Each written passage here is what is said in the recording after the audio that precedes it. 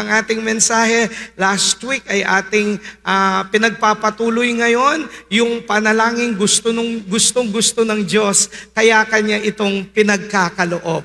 At tinignan natin ang kasaysayan o ang patungkol kay Jabez sa 1 Chronicles chapter 4 verses 9 to 10. Nakita natin ang isang pangkaraniwang tao, simpleng tao, ngunit nagkaroon ng pinagpalang buhay, naging pagpapala sa iba, naging matagumpay, mabunga at makadiyos. At nangyari ito sa gitna ng kanyang kahirapan sa buhay, gitna ng kahirapan sa paligid nila, noong siya'y manalangin sa ating Panginoon. At nakita natin ang kanyang panalangin ay kinalugdan ng ating Panginoon. Ano po ba yung panalangin ni Jabez na nakita natin na, nakadugtong pala siya dun sa Lord's Prayer na tinuro sa atin ng Panginoong Jesucristo, nakapaloob siya. Una, yung panalangin kinalulugdan ng Diyos at Kanyang tinutugon ay yung panalangin galing sa taong matuwid, sa taong marangal. Si Jabez ay isang taong marangal. Kaya ang bilis na pakinggan ng Diyos ang kanyang panalangin at ito'y ibigay. Ikalawang punto na ating pinag-aralan, ang panalangin tinutugon ng Panginoon dahil gustong-gusto niya. Ang panalangin ito ay yung panalangin punong-puno ng pananampalataya sa Diyos. That you will bless me. Yun yung prayer niya, na ako'y pagpalain ninyo. Punong-puno ng boldness, punong-puno ng courage, punong-puno ng confidence yung prayer niya sa kabila ng napakahirap ng buhay niya, napakalabo ng kanyang hinaharap, pero nung manalangin siya, para bagang alam niya yung Our Father, na yung kanyang nilalapitan ay kanyang Ama, Ama namin, ang Diyos ng bansang Israel, ang Diyos ng buong mundo. Nung kanyang lapitan, sabi niya, that you will bless me. Full of confidence, punong-puno ng pananampalataya. Nawa ito ang ginawa natin sa buong sanglinggo. Sino po sa atin ang pagkagising sigad-agad bago bumaba sa kanilang kama, dun sa kanilang tulugan? Sino po sa atin ang pray kaagad, nagpasalamat sa Panginoon, and then sinurrender ang buhay sa Panginoon at humingi ng tulong sa Panginoon, that you will bless me, Lord? Magsabi ng Amen. Pangalawa, pangatlo, panalangin ang inihingi ay hindi puro pagpapala. Opo, yung panalangin kinalulugdan ng Diyos ay yung panalangin hindi puro blessing ang inihingi. Dapat po humingi tayo ng blessing. Humingi po ako ng blessing kanina pagkagising ko, pero dapat hindi puro blessing. Ang sabi kasi ng prayer ni Jabez sa 1 Chronicles 4 verse 10, give us, sabi doon, that you will bless me. That you will bless me. And then doon sa Matthew chapter 6 verse 9 to 13, sa verse 11 sabi, give us today our daily bread. Hindi bawal humingi ng pagkain, hindi bawal humingi ng pang-tuition, pang-allowance ng mga anak natin, bahay, makatapos ng pag-aaral, makapasa ng board exam, sumulong ang buhay, yumaman. Hindi po bawal yon. Gusto ng Panginoon na humihingi tayo. Amen? So, mamaya hihingi tayo sa Panginoon ng blessing. Pero yung prayer na kinalulugdan ng Panginoon, hindi puro blessing ang inihingi. Pangalawa, ang prayer na kinalulugdan ng Diyos ay yung humihingi rin na makapaglingkod siya sa Diyos, na maging pagpapala siya sa iba. Ano kasi ang divine distinction natin? Blessed, blessing, victorious, fruitful, and godly. Pinagpapala, pagpapala sa iba, matagumpay, mabunga, makadiyos. So hindi lang natin pinagpipray na mapagpala tayo, kundi tayo'y maging pagpapala sa iba. Tayo'y maging blessing sa ating pamilya, sa mga magulang natin, sa mga kapatid natin. Kaya yung prayer niya, sabi niya, ako naway pagpalain.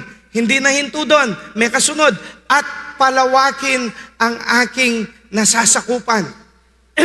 Parang si King Solomon, nung mag-pray siya, sabi niya, Anong gusto mo? Sabi ng Diyos. Ang sabi ni Haring Solomon, give me wisdom and understanding that I can oversee, manage this wonderful, this very, very huge people. Yung napakaraming tao na sindami ng buhangin.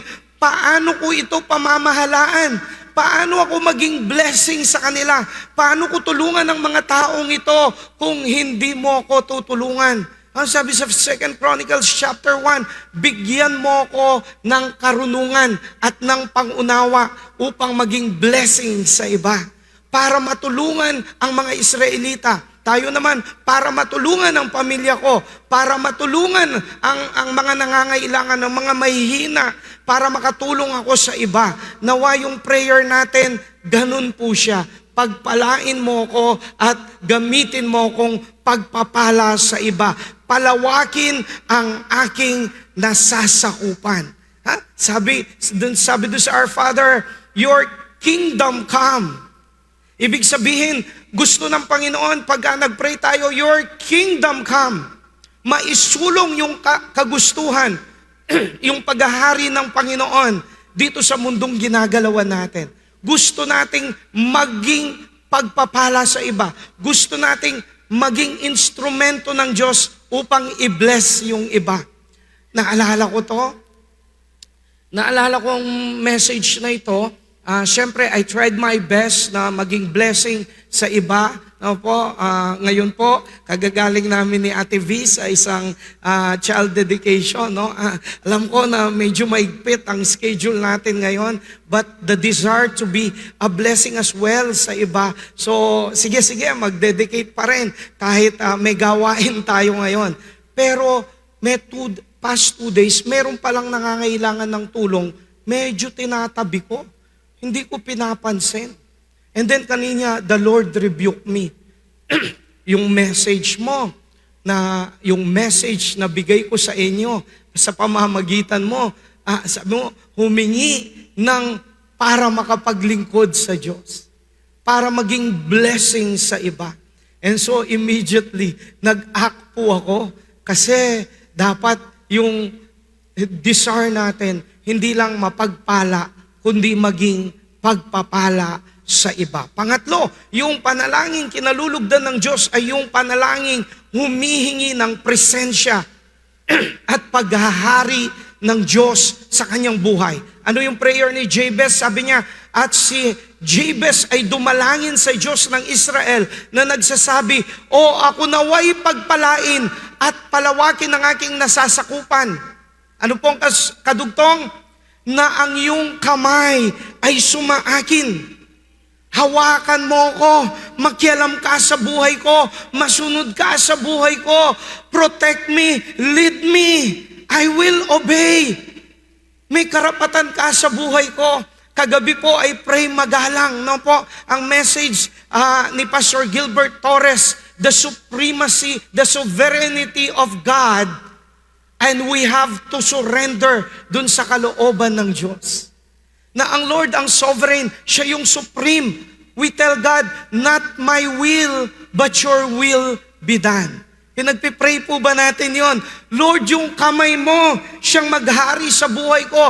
Yung kamay mo, siyang sumakop sa akin. Your hand before me, over me.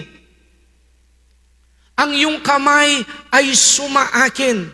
Ang natutuhan po ng maraming tao ngayon, basta magsisimba lang ako.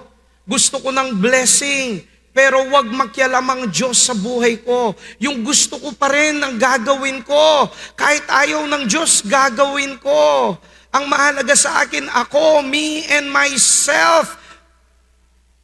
Ayaw bigyan ng paghahari ang Panginoon sa kanilang buhay. Pero si Jabez po, sabi niya, ang iyong kamay, sumaakin. Not just protection, but the authority of God over our lives. Tanong, sabi ni Pastor Gilbert kagabi, sino talaga ang sovereign sa buhay natin?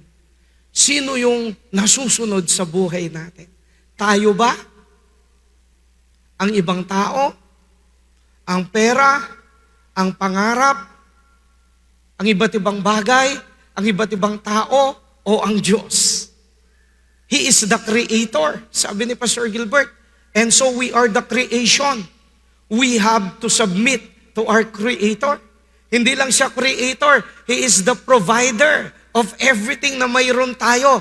He is our sustainer. Napakabait, napakabuti ng Diyos. Marapat lang na sabihin natin, Lord, nagpapasakop ako sa iyo. Pagkagising si God agad, magpapasalamat tayo sa Panginoon. Then sasabihin natin, Lord, I surrender my life to you today. Nagpapasakop po ako sa inyo. Hindi ang kamay ko ang masunod, hindi ang kamay ng sino mang tao, kundi ang kamay mo, O Diyos, ang masunod sa buhay ko sa araw na ito. He is the best driver. He is the best pilot. God is the best architect of our lives. He is the best doctor. He is the most loving of all. Hindi nakakatakot na ibigay yung manibela ng ating buhay sa ating Panginoong Diyos. Amen. At ito ang ginawa namin ni Pastor Erwin, ni Pastor Edwin, at sa gabing ito rin ang gagawin ni Brother JP. No po? As we install him mamaya to be one of our assistant pastors. We are telling God, Lord, no longer my will, but your will be done. At hindi lang ito para sa mga pastor, kasi nga tinuro ito ng Panginoon sa lahat. Ganito kayo manalangin. Our Father who art in heaven, hallowed be your name. Your kingdom come, your will be done here on earth as it is in heaven. Kaya yung pinag-pray ng Panginoon, Lord, sabi niya sa Ama, hindi ang gusto ko, kundi ang gusto niyo ang masunod.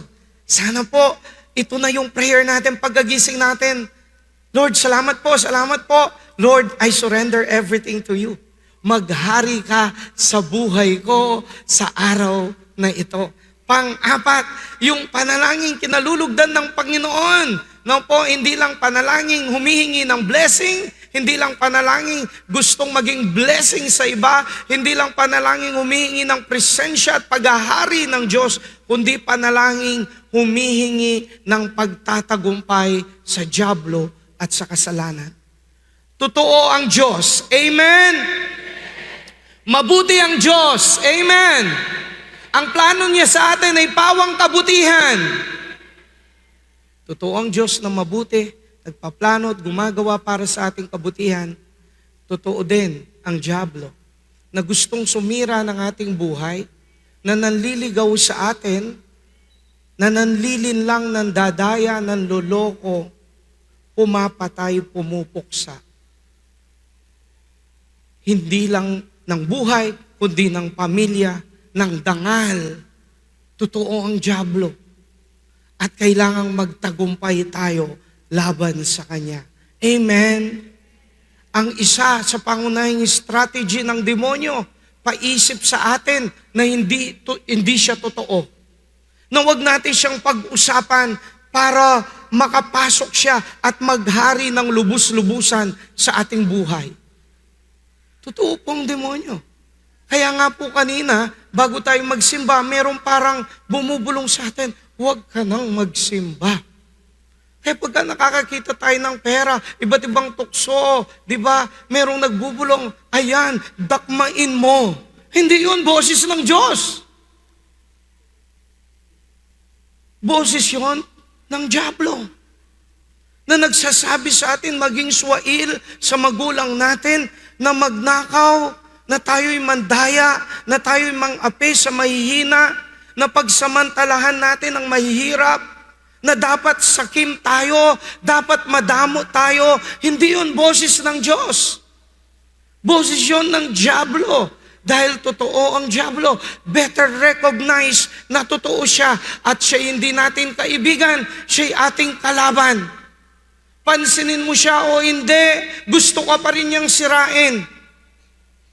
Naisin mo magtagumpay sa kanya o hindi, gusto pa rin niyang guluhin ang buhay mo. Therefore, kailangan meron tayong matinding naisin na magtagumpay sa anumang pakana ng demonyo. Amen? Sino dito ang gustong magtagumpay sa anumang pakana ng demonyo?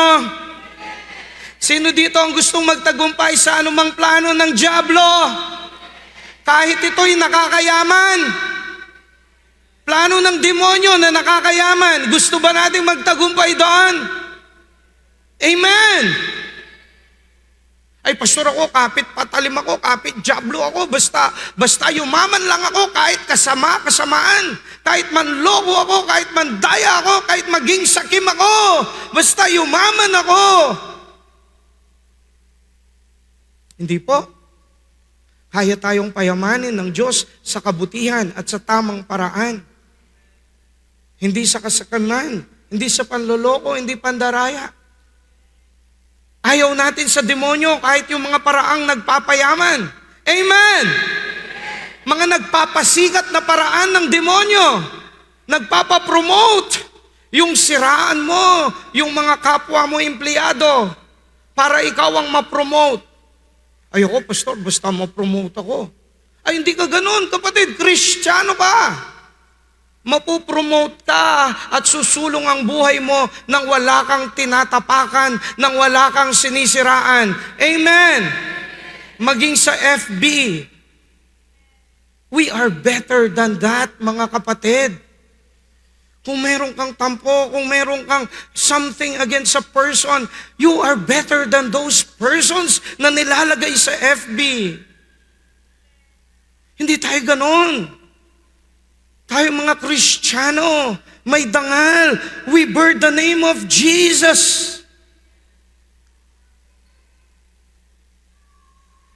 Ang gusto natin, yung pagsulong ng buhay ng pagkatao na galing sa Diyos, galing sa kabutihan. Amen? Gusto nating magtagumpay sa demonyo kahit masarap pa yung binibigay niya sa atin. Amen? Kahit masarap, napakanan ng demonyo, ayaw ko doon. Amen! Premarital sex ay masarap daw. Kaya inuulit-ulit ng mga kabataan. Pero lutong impyerno, bro, lutong impyerno. Are you willing na sabihin, ayoko dyan, kahit masarap? Perang galing sa kasamaan, may dala ding sarap yan.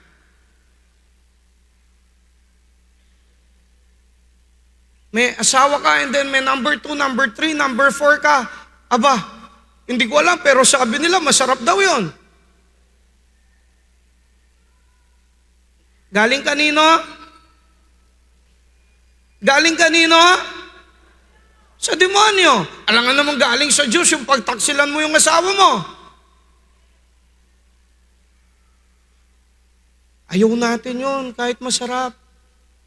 Pagkaing masasarap, nagaling sa nakaw.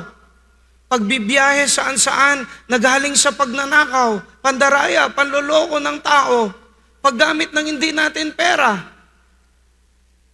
pangungupit, masarap din yun, ha? Pero galing sa demonyo. At alam natin ang dulo nun. Kaguluhan, kaparusahan, distraction. Pinapadama lang tayo ng demonyo. Pero potang yang kumabig, kabira na yung gana. Pati mga anak natin, pati future natin, pati dangal natin. In this time of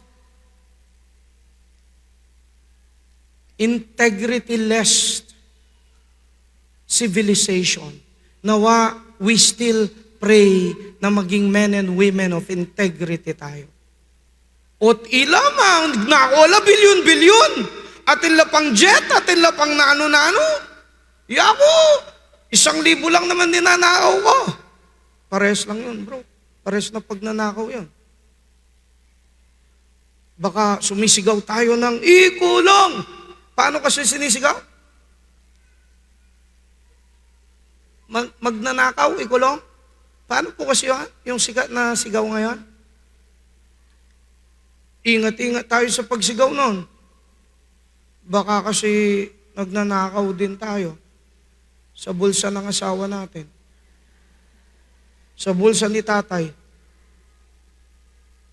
Sa tithes natin. Sa offerings natin. Ingat sa pagsigaw. Baka guilty din tayo. And so we have to pray, Lord, ayoko sa demonyo. Ayoko sa tukso, ayoko sa kasalanan. Yun ang panalangin ni Jabez. Sabi niya, ako naway iyong pagpalain. Bless me, Lord. Palawakin ang aking nasasakupan. Extend my territory, Lord. Ang iyong kamay ay sumaakin. Your hand over me, Lord. At ingatan mo ako sa kasamaan upang huwag akong maghirap. Sino sa atin nag-pray kanina, ayoko sa demonyo, Lord, gusto kong magtagumpay sa anumang kademonyohan, kahit nakakayaman, kahit nakakasarap, kahit nakakapromote. Sino sa atin nag-pray, Lord, ayoko sa diablo. Ayoko sa kasalanan. Ayokong magkasala sa araw na ito. Tulungan mo akong mapagtagumpayan ang mga tukso. Dahil paglabas ko, pagkagising ko pa lang may mga tukso na. Lord, ayokong mahulog sa tukso. Ang sabi sa Matthew chapter 6, sabi niya, do not let me fall into temptation. Huwag akong mahulog sa kasalanan. Sabi na, do not let us yield to temptation, but rescue us from the evil one. Huwag sana nating ipanalangin, di na baling evil, basta yayaman ako. Di na baling evil, basta masarap. But our prayer remains, Lord, ayoko sa evil. Rescue me from evil, kahit ito'y parang nakakayaman, nakakasarap, nakakasikat, nakakapromote. Rescue me from evil. Ayoko sa kasalanan. Ayoko sa tukso. Gusto kong magtagumpay sa anumang kasalanan na naalis na sa buhay ko na gustong bumalik muli. Gusto kong magtagumpay sa kasalanan na nandito pa sa buhay ko hanggang ngayon. Lord, gusto kong magtagumpay sa kasalanan na ayaw ko nang bumalik sa mga dati kong kasalanang ginagawa. Lord, ingatan mo ako sa kasamaan. Do not let us yield to temptation. Huwag niyo kaming hayaang matukso, kung di iligtas po niyo kami kay Satanas. Is that our prayer? Kasi yung tinurong panalangin ng Lord sa atin sa Matthew chapter 6 verse 13. Hindi lang siya, give us this day our daily bread. Hindi lang po, may kasunod siya. And forgive us sa aming mga kasalanan as we forgive those who sin against us. And do not let us yield into temptation, but deliver us from evil. Pero na-master natin, Lord, pagkain, pera, bahay, lupa, walang bawal po doon. You ask that to God, but please ask God, Lord, ayoko sa tukso, ayoko sa kasalanan, ayokong magtaksil sa'yo, ayokong lumayo sa'yo, ayokong magrebelde sa'yo. Lord, tulungan mo kung hindi mahulog sa tukso. That is the prayer of Jabez. Kaya ang sabi dun sa introduction sa kanya, he is a man with integrity. He is an honorable man. Bakit? Every day ang prayer niya, huwag siyang mahulog sa kasamaan. Pastor, ako na naman pag-pray yan. Hindi ko pinagpe-pray na huwag akong mahulog sa kasamaan. Pero ayoko mahulog sa kasamaan. Understood na yon. Bro, pagka hindi natin sinasabi yun, baka akala ng demonyo, gusto natin sa kanya.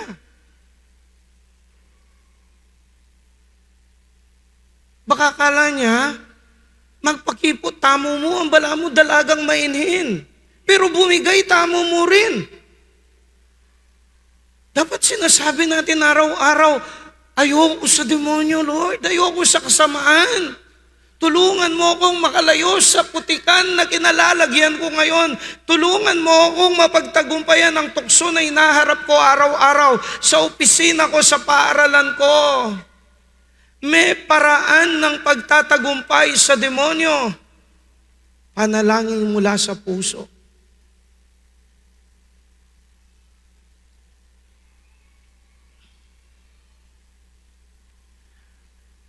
Nag-chat sa akin ng isang leader natin na po, tungkol sa isang kapatid. Ang kapatid na ito, swail po siya. Nagpakasama siya. Nagpakasasa siya sa kasalanan. Galing siya sa probinsya ng Pangasinan. Hanggang sa punto na tinakwil siya ng kanyang magulang. Napadpad dito sa Magalang. Nakilala ang isa sa mga assistant pilot ng GSSM, si Rainier, no? Umaalalay doon sa shuttle service ng GSSM. Nakilala si Rainier ng taong ito. Nilapit ni Rainier sa Panginoon at lumapit. Ang kabataang ito, 27 years old, young adult, lumapit sa Panginoon. And then, nilabanan niya ang tukso. Nilabanan niya ang demonyo. Ayaw na niya doon sa dating ginagawa niya na nagpagulo ng kanyang buhay. Marahil, na-realize niya na ang gulo-gulo noon, puro peke. Masarap pero lason sa dulo. Hindi totoong saya, hindi totoong kapayapaan. Ang binibigay ng kasamaan na niyakap niya. Marahil, na-realize niya yun, or marahil, ayaw niyang humarap sa Panginoon ng puno ng kasalanan ng kanyang buhay. Nonetheless, hindi natin alam what is his main reason. Hindi ko siya nakausap. Nakausap niya si Vilma, nakausap niya si JP at ang ibang ka-network nila. Nilabanan ng tukso, nilabanan ng kasalanan na pagtagumpayan niya. Naging active sa worship service, naging active sa cell group, pati sa 24 hours only prayer chain.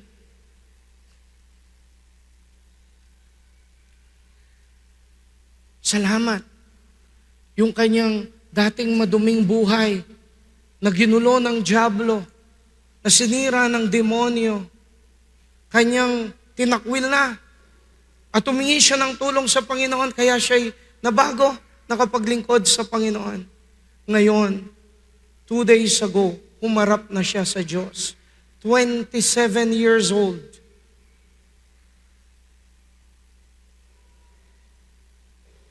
Na-aksidente dito po sa Guanzon. Tama ako? Baka nabalitaan po ninyo. Papunta siguro sa trabaho, madaling araw, hindi alam, nahulog sa kanal at na ng motorsiklo. May tubig, nakita, kinabukasan, patay na. Pastor, nakakalungkot naman. Yes, nakakalungkot. Pero salamat sa Diyos. Nabago ang buhay niya. Handa siyang harapin ng Panginoon. Handa niyang harapin ang hukom ng buhay niya. Marahil dati pa sa Pangasinan, nabawian na siya ng buhay. Pero dahil sa dakilang pagmamahal ng Panginoon, dinala siya sa malayong bayan ng Magalang. Nakilala ang ilang mga kaibigan, kapatid dito sa GBC na naglapit sa kanya. At ngayon, dumating na ang nakatakda sa kanya at sa bawat isa sa atin. For it is destined for man to die once. Lahat tayo nakatakdang mamatay minsan. Hebrews chapter 9 verse 27. And after that, to face judgment. Are you ready? Are you ready? Nakahanda ba tayo when death comes? Or when Jesus come the second time, are we ready? Kaya nga tinuro ng Panginoon sa atin, manalangin tayo, Ama, Ama, Ama namin, Ama namin. Doon sa dulo, sabi niya, huwag mong ipaintulot na mahulog kami sa tukso. Pagtagumpayan niyo kami sa kasamaan. Is that your prayer? Sana kasama na yon sa panalangin natin, araw-araw. Pagkagising si God agad, Bago pa dumapo ang ating paa, kahit a minute or two lang before our devotion, we thank God for the gift of life. Hindi tayo nakita sa kanal kanina na walang buhay. Pinasalamatan ba natin ang Panginoon? Lord, thank you, thank you, thank you. I surrender my life. Lord, lead me not into temptation. Ayoko sa demonyo. Kahit masarap, kahit nakakayaman, kahit nakakasikat, ayoko sa dyablo. Tulungan mo akong magtagumpay. Gusto kong maging handa sa pagharap sa iyo. It may come today, tomorrow, hindi natin alam. Lord, ayaw ko po sa kasalanan. Ayoko po sa kasalanan. Saan kaya nagsimula ang mga congressman natin? Hindi naman lahat, yung ilan o marami sa kanila. Bakit nakaya nilang magnakaw ng 1 bilyon, 2 bilyon, 3 bilyon? Hindi kaya sa simpleng 100 piso, 1,000 piso na pangungupit, hanggang hindi na sila masatisfy sa 1,000, milyon na, 100 milyon na, ngayon bilyon-bilyon na. Nung ako po'y teacher sa Bible School, may blessing po tayo. Sisimulan na sa Monday ang construction ng Bible School dito. Dito po sa tabi ng GSSM. Sisimulan na po i-construct yung Bible School natin. Kahit kulang pa yung pera, pero we've decided na, sige, gawin na yan. Diyan po magtitrain ang mga pastors. Ang mga gustong magpastor. O kahit di pastor, gustong maglingkod sa Panginoon. Diyan sila matitrain. Nung teacher ako sa Bible School, nung bata-bata pa po ako ngayon kasi hirap na po ako sa schedule ko. Sabi ko sa mga estudyante ko, salamat, sinabi ko ito sa mga estudyante ko. Sabi ko sa kanila, pwede kayong pumasa sa akin, pero bagsak kayo sa Diyos. Pwede kayong pumasa sa mga exam ko, kayong mga nagpapastor, pero bagsak kayo sa Diyos. Sabi ko sa kanila, kung desisyon na nyo na ngayon, kung anong gusto nyo, maging mabuting pastor o hindi mabuting pastor. Maging tapat na pastor o hindi tapat na pastor. Sabi ko, hindi ko i-check ang inyong mga test paper. Check your own paper. Desisyonan mo ngayon kung gusto mo maging mabuting pastor o mandarayang tao. Every day, we are making a decision. Pagtagumpayan natin ang dyablo o kaibiganin natin, sundin siya. Nawa ang prayer natin every day, do not lead us into temptation. Do not let us yield into temptation, but rescue us from the evil one. If we will not hate and fight sin, matutulad din tayo sa iba na nakumunoy na sa kasalanan. Tinuturuan tayo ng mundong ito magalit, magmura, dahil sa korupsyon. Mura-mura dito, puro nagmumura. No. Sobra na ang mga nagmumura. Kulang ang mga nananalangin. We pray. We pray.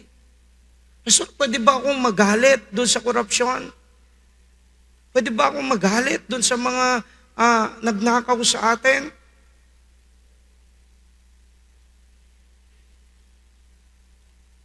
Suggestion ko, magalit ka sa dyablo. Magalit ka sa kasamaan. Mamuhi ka sa tukso kahit ito'y nagpapayaman, kahit ito'y nagpapasikat.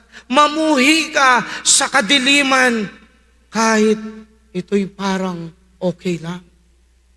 Lord, ayoko sa kasamaan.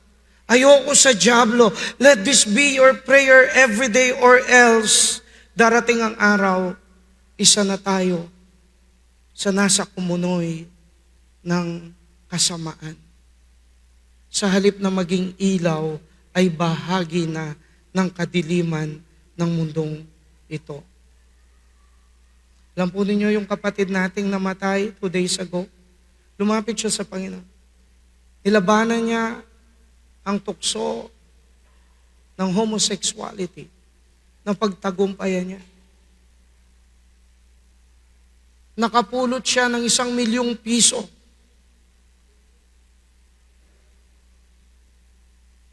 Anong gagawin mo kung nakapulot ka ng 1,000,000 piso? Lumalapit ka sa Panginoon.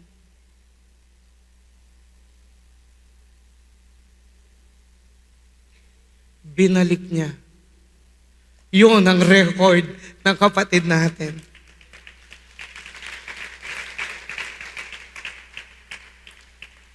Nawa yun din ang maging record natin. Pastor, palay na ang lumalapit, tutukuin ko na. No. Maging kagaya ka ni Joseph, Fran, bro, takbo. Kahit maganda yan, kahit masarap yan. Takbuhan mo, palayo. Pastor, tumatakbo naman po ako, palapit. Niyayakap ko pa nga po baka maunahan po ako. Kaganda pa naman, kalaking pera pa naman. Sana po hindi. Sana po, ang panalangin natin na araw-araw, ayoko sa demonyo, ayoko sa anumang kasamaan. Panginoon, tulungan mo ako. Kaya ba tayong tulungan ng Panginoon? My last verse, Jude chapter 1 verse 24. To Him who is able to keep you from stumbling, to present you before His glorious presence without fault and with great joy. Now, alam natin yung Ephesians 3:20, to Him who can do exceedingly abundantly, sa Kanya na makagagawa ng higit pa sa pwede nating ilingin, pera, tagumpay, kalusugan, bahay, walang imposible sa Diyos. Karagdagan, sa Kanya na makagagawa na hindi tayo mahulog sa kasalanan. Kaya tayong tulungan ng Panginoon na sa Kanya na makapag-iingat sa inyo upang hindi kayo magkasala at makapagharap sa inyo ng walang kapintasan at may malaking kagalakan sa Kanyang kalwalatian. Hindi ka lang kayang payamanin ng Diyos. Hindi ka lang kayang ipasa sa board exam ng Diyos. Kaya ka ring ipasa sa mga tukso ng demonyo. Kaya ka ring ipasa sa kasamaan, sa kasalanan ng mundong ito. Kung gugustuhin mo lang mamuhi sa kasalanan, humingi ng tulong sa Panginoon, tutulungan ka niya para makalakad at makapamuhay sa kabanalan. Kagaya ng kapatid natin, John Paul ba ang pangalan, bro? Si John Paul. Makaharap tayo sa Panginoon, nagsisi, tinanggap ang Panginoon, pinatawad, nilinis sa lahat ng karumihan, at araw-araw nakikipaglaban sa kasamaan. Pagka nagkasala, humihingi ng patawad at ayaw nang maulit ang kasalanang ito. Humihingi ng tulong sa Panginoon, Lord, tulungan mo ako. Ayaw kong magkasala. Ayaw kong maging masama. Ayaw ko sa demonyo. Sa ating pagtayo,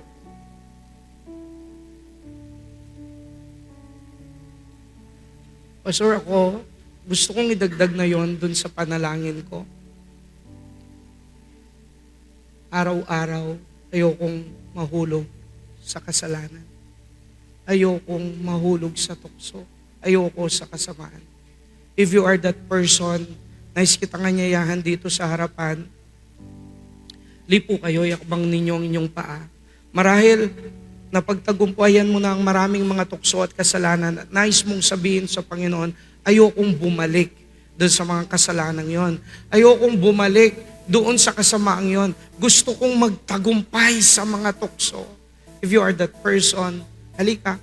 Pastor, puno na po sa harapan. Labas ka lang sa iyong kinaupuan kahit sa aisle ka lang.